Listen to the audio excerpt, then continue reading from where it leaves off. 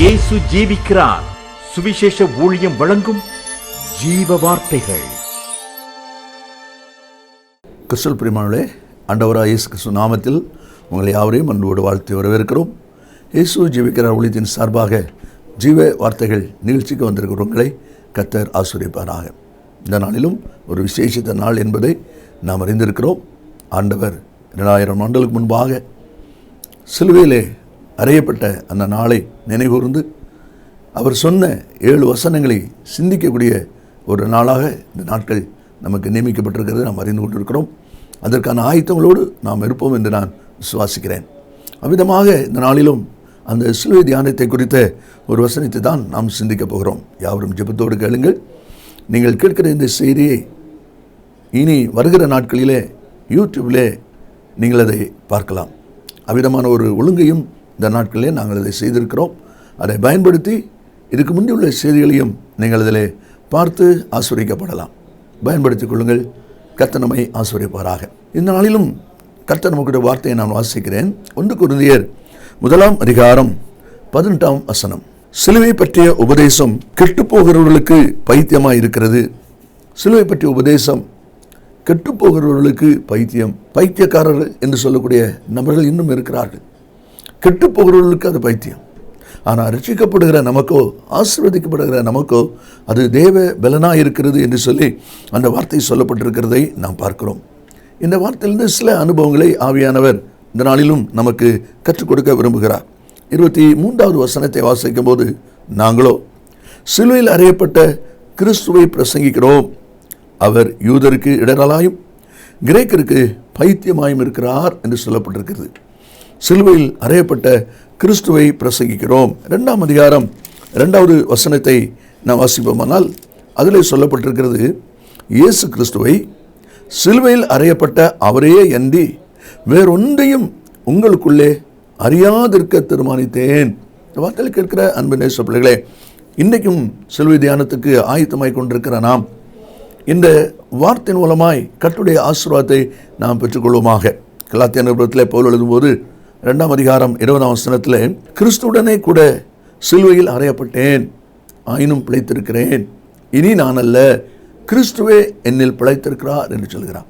அப்படியானால் தேவனை உடையவர்கள், சிலுவையின் அனுபவத்தை வாழ்க்கையில அனுபவமாய் பெற்றிருக்கிறவர்கள், இனி நான் அல்ல, கிறிஸ்துவே எனக்குள் என்கிற அந்த ஒரு நிச்சயத்தின் வார்த்தை வாழ்க்கை இருக்குமானால் நீங்கள் ஆசீர்வதிக்கப்பட்டவர்கள். எபேசியர் 2 அதிகாரம் 16வது வசனத்திலே, பகையை சிலுவையினால் கொன்று என்று சொல்லப்பட்டிருக்கிறது. ஒருவேளை பகை என்பது மனுஷரோடு என்பதை காட்டிலும் பிசாசு, சாத்தான், அவன்தான் நமக்கு பகையாளி அல்லது எதிராளி. அப்போது பிசாசனுடைய கிரியைகள், சாத்தானுடைய செயல்கள் நமக்குள்ளே ஜெயம் எடுக்காதபடி அதை நாம் ஜெயம் எடுக்கும்படி தேவன் விரும்புகிறார். பகையை சிலுவையிலே கொன்று என்று வாசிக்கிறோம். அது மாத்திரமல்ல, கொலோசியர் 1:20 சிலுவையில் சிந்தின இரத்தத்தினாலே சமாதானத்தை உண்டாக்கினார். சிலுவையில் சிந்தப்பட்ட அந்த இரத்தம் இன்றைக்கு நம்மை சுத்தமாக்கி கழுவி ஆசீர்வதிக்கவில்லை என்றால் இவ்விதமான ஒரு ஆசீர்வாதத்தின் பாத்திரமாய் நான் இருப்பது முடியாத ஒரு காரியம். அந்த சிலுவையிலே சிந்தின அந்த இரத்தம். அதே போல கொலோசியர் 2:15 சிலுவையிலே வெற்றி சிறந்தார் என்று சொல்லப்பட்டிருக்கிறது. இந்த அனுபவங்கள் இருக்கிறபடினால்தான் சிலுவை பற்றிய உபதேசம் ரட்சிக்கப்படுகிறவர்களுக்கு அது பலனாக இருக்கிறது என்று சொல்லி நம்மளை வாசிக்கிறோம். இந்த வார்த்தைகளை குறித்து யோவான் சுவிசேஷத்திலிருந்து ஒரு 4 அனுபவங்களை வேகமாய் நாம் வாசித்து சிந்திக்க போகிறோம். யோவான் சுவிசேஷம் 19 அதிகாரத்தை எடுத்துக்கொண்டால் அதில் ஒரு 4 அனுபவங்கள், அதாவது சிலுவைக்கு நியமிக்கப்பட்ட இயேசு, சிலுவையை சுமந்த இயேசு, சிலுவையில் அறையப்பட்ட இயேசு, சிலுவையிலிருந்து இறக்கப்பட்ட இயேசு என்கிற ஒரு 4 அனுபவம் அந்த அதிகாரத்திலிருந்து நாம் வாசித்து ஜெபிக்க போகிறோம். முதலாவதாக அந்த யோவான் 19 அதிகாரத்தை நீங்கள் வைத்துக் கொள்ளுங்கள். அதில் 6வது வசனத்தை நீங்கள் வாசிப்பீர்களானால் அதிலே சொல்லப்பட்டிருக்கிறது, பிரதான ஆசாரியரும் சேவகரும் அவரை கண்டபோது சிலுவையில் அறையும் என்று சத்தமிட்டார்கள். அதற்கு பிலாத்து, நீங்களே இவனை கொண்டு போய் சிலுவையில் அறையுங்கள் என்று சொல்கிறார். அப்படியானால் சிலுவையில் அறையப்படும்படி நியமிக்கப்பட்ட இயேசு, ஜனங்களும் சொல்லுகிறார்கள், பிலாத்து சொல்கிறார், நீங்களே சிலுவையில் கொண்டு அறையுங்கள். ஆண்டவர் இயேசு உலகத்தில் இருந்த அந்த நாட்களிலேயே அவர் சொல்லும் பொழுது மத்தேயு சுவிசேஷம் 26ஆம் அதிகாரம் 2வது வசனத்தை நாம் வாசிப்போமானால், மனுஷகுமாரன் சிலுவையில் அறையப்படுவதற்கு ஒப்பு கொடுக்கப்படுவார். அப்படியானால் இந்த சிலுவையின் அனுபவம் தனக்கு நியமிக்கப்பட்டிருக்கிறது என்பதை இயேசுவே முன்கூட்டி சொல்லியிருக்கிறதை நாம் அதில் பார்க்கிறோம். அதனாலே சொல்லப்பட்டிருக்கிறது, மனுஷகுமாரன் சிலுவையில் அறையப்படுவதற்கு ஒப்பு கொடுக்கப்படுவார். இயேசு சொன்ன அந்த வார்த்தையானது இன்றைக்கு நிறைவேறுகிற ஒரு நிலைத்தான் நாம் அதில் பார்க்கிறோம். அந்த சிலுவை மரணம் இயேசுவுக்கு நியமிக்கப்பட்டிருக்கிறது. யோவான் 5:18 யூதர்கள் அவரை கொலை செய்யும்படி வகை தேடினார்கள். எப்பொழுது எங்கே வாய்ப்பு கிடைக்கும் என்று சொல்லி கொலை செய்வதற்காக தேடிக்கொண்டிருக்கிற ஒரு நிலையும் நாம் அதில் பார்க்கிறோம். அப்படியானால் இந்த சிலுவை பற்றி உபதேசத்தின் அனுபவத்தில் ரட்சிக்கப்படுகிற நமக்கு தேவ பலன் சொல்லப்பட்டிருக்கிறதே, ஆண்டவர் கடந்து வந்த அந்த சிலுவையின் பாதையின் அனுபவங்களிலும் முதலாவது சிலுவைக்கு நியமிக்கப்பட்ட இயேசு, இந்த சிலுவை மரணம் நியமிக்கப்பட்டிருக்கிறது. இரண்டாவதாக 17வது வசனத்தை நாம் வாசிக்கும் போது, அவர் தம்முடைய சிலுவையை சுமந்து கொண்டு எபிரேய பாஷையிலே கொல்கதா என்று சொல்லப்படும் கபாலஸ்தலம் என்கிற இடத்திற்கு புறப்பட்டு போனார் என்று நாம் வாசிக்கிறோம். அப்படியானால் அவர் தம்முடைய சிலுவையை சுமந்து கொண்டு, சிலுவை சுமந்த இயேசு இரண்டாவது அனுபவம். கொல்கதா கபாலஸ்தலம் என்று சொல்லப்படுகிற அந்த இடத்திற்கு சிலுவையை சுமந்து கொண்டு இயேசு போகிறார் என்பதை குறித்து நாம் அதில் வாசிக்கிறோம். இந்த வார்த்தையில் கேட்கிற அன்பு நேச பிள்ளைகளே, ஒருவேளை அநேக படங்களிலே இயேசுவை குறித்த வாழ்க்கை வரலாறு படங்களிலே நாம் பார்க்கும்போது, இப்படிப்பட்ட இடங்களிலே போகும்பொழுது வாரினால் அடித்து அவிதமான ஒரு கொடூரமான காட்சியோடு இரத்தம் வழிகிற சிந்தை செயலோடு ஆண்டவர் இயேசு அந்த சிலுவை சுமந்து கொண்டு போவதை நீங்களும் பார்த்திருப்பீர்கள் என்று நான் விசுவாசிக்கிறேன். வேதனையின் மத்தியிலே ஆண்டவர் அந்த சிலுவை சுமந்து கொண்டு போகிறார். பேதுரு தன்னுடைய 1ஆம் நிருபத்தில் 24வது வசனத்தில் நாம் வாசிக்கும் போது, பாவங்களுக்கு செத்து நீதிக்கு பிழைக்கும்படிக்கு அவர்தாமே தமது சரீரத்திலே நம்முடைய பாவங்களை சிலுவையின் மேல் சுமந்தார், அவருடைய தழுவுகளால் குணமானீர்கள். ஆண்டவர் ஒரு மரத்தினால் செய்யப்பட்ட சிலுவையை சுமந்து கொண்டு போகிறார். ஆனால் அதனுடைய உண்மை என்ன? அந்த சிலுவை என்பது என்ன ஒரு காரியத்தை காண்பிக்கிறது என்று சொன்னால், மனுக்குல பாவம், மனுக்குல பாவத்தை சுமந்து கொண்டு போகிறார். அதைத்தான் மேலே வாசிக்கிறோம். நாம் பாவங்களுக்கு செத்து நீதிக்கு பிழைக்கும்படிக்கு அவர் தாமே தமது சரீரத்திலே நம்முடைய பாவங்களை சிலுவையிலே சுமந்தார். ஆண்டவர் இயேசு சிலுவை சுமக்கிற அந்த அனுபவமாய் நம்முடைய பாவங்கள், நாம் சுமக்க வேண்டிய சுமை அவர் சுமந்து சென்றபடினால்தான் இன்றைக்கி நீங்களும் நானும் மீட்பை பெற்றிருக்கிறோம், ரட்சிப்பை பெற்றிருக்கிறோம். அதனால தான் அந்த சிலுவை பற்றிதான உபதேசம், சிலுவை பற்றிதான அனுபவங்கள் ரட்சிக்கப்படுகிறவர்களுக்கு தேவ பலனாக இருக்கிறது. ஏனென்றால் அதன் மூலம்தான் இன்றைக்கி நீங்களும் நாமும் அந்த பாவத்திலிருந்து ஒரு விடுதலையின் அனுபவமும் நீதிக்கு பிழைத்திருக்கும்படியான ஒரு அனுபவமும் நமக்கு கிடைத்திருக்கு என்பதை தான் அந்த வசனம் சொல்வதை நாம் அதில் பார்க்கிறோம்.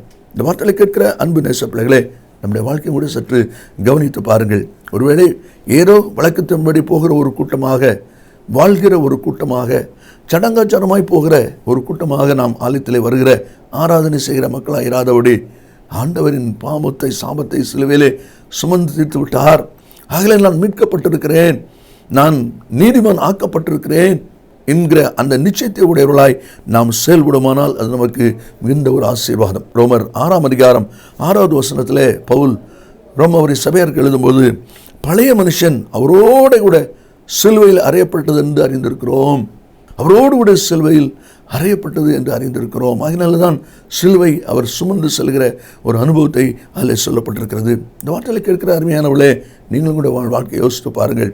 இந்த சிலுவையின் அனுபவத்தில் எவ்விதமாக இயேசு மனுமக்களுடைய பாவத்தின் மீட்புக்காக சுமந்தாரோ அதில் நீங்களும் நானும் விடுதலை ஆக்கப்பட்டிருக்கிறோம்.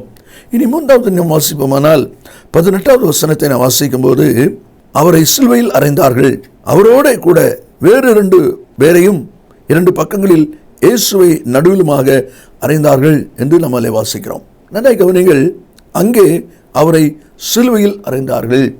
அப்போ 3வது ஒரு அனுபவம் என்ன? சிலுவையில் அறையப்பட்ட இயேசு அணிகளால் அடிக்கப்படுகிறதையும், முள்முடி சூடியிருக்கிறதையும், காயங்களோடு ரத்தம் வழிகிற அந்த அனுபவத்தோடு கூட ஆண்டவர் சிலுவையிலே அடிக்கப்படுகிற, அறையப்படுகிற ஒரு அனுபவத்தை 3வது அனுபவமாக நாம் அதில் பார்க்கிறோம்.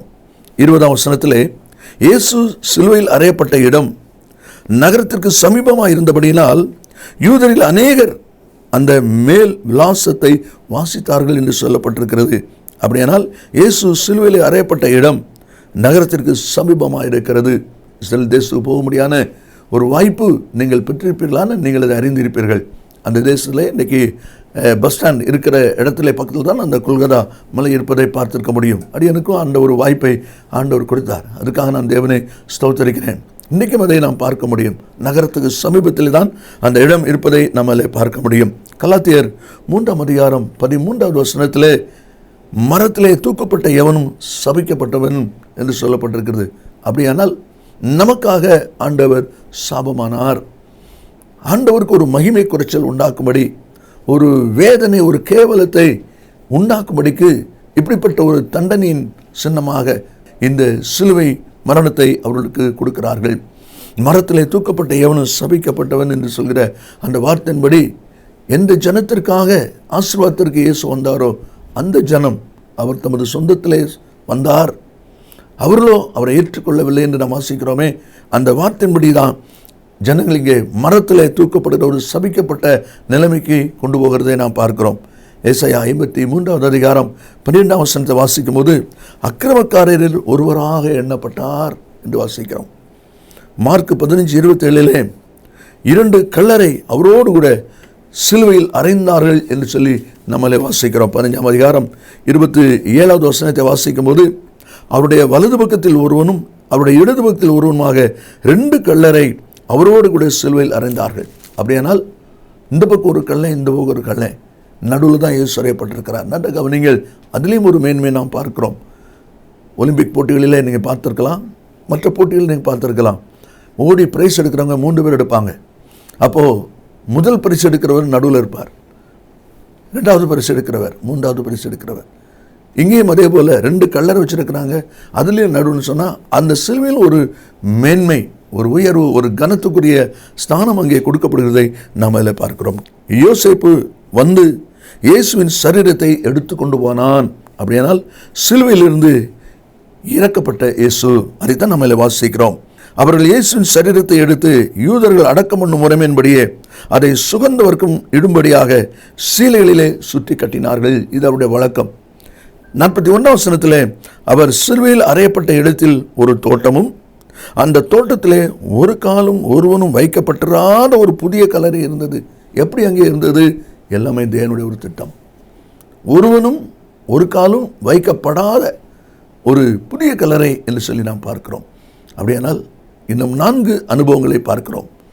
சிலுவை பற்றிய உபதேசம், ரட்சிக்கப்பட நமக்கு அது தேவ பலன். முதலாவது, சிலுவைக்கு நியமிக்கப்பட்ட இயேசு, சிலுவை சுமந்த இயேசு, சிலுவையில் அறையப்பட்ட இயேசு, சிலுவையிலிருந்து இறக்கப்பட்ட இயேசு.